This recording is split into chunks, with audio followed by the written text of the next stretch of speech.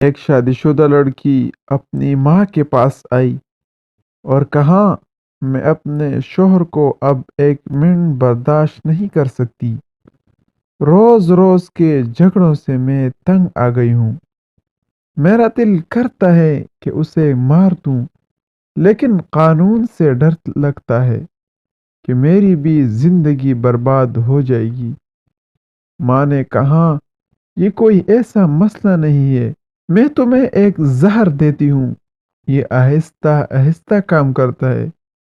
روزانہ اسے تھوڑا تھوڑا کھانے میں دینا، بس کھانا لذیذ بنانا کہ اسے شک نہ ہو۔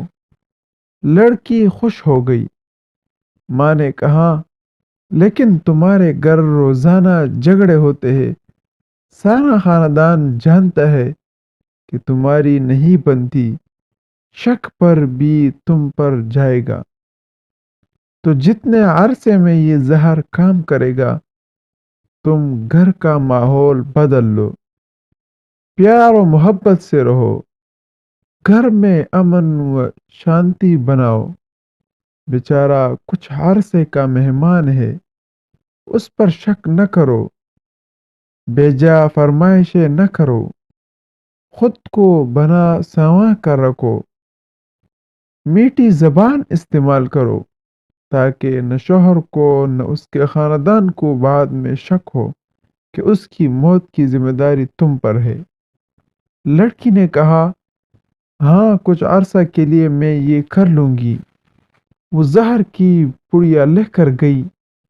مہینے کے بعد وہ آئی اور ماں سے کہا، اس زہر کا کوئی توڑ ہے؟ ماں نے کہا، کیوں؟ لڑکی نے کہا، میں نے چند دن اسے پابندی سے زہر دیا، لیکن وہ تو بہت بدل گیا۔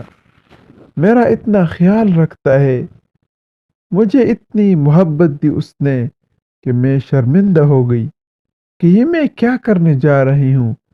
ماں میں اسے چند دن زہر دے چکی ہوں، اب کیا ہوگا؟ ماں نے کہا، کچھ نہیں ہوگا، وہ ہاضمے کا چورن تھا، اس کی زندگی میں زہر تو تم تھی۔ کسی رشتے میں یہ زہر میاں ہوتا ہے اور کسی رشتے میں بیوی، لیکن خاندان میں بڑے بزرگ بہرحال ہاضمے کے وہ چورن ہوتے ہیں جو رشتے کی اس ہانڈی کو ذائقہ اور جینے کا سلیقہ دیتے ہیں۔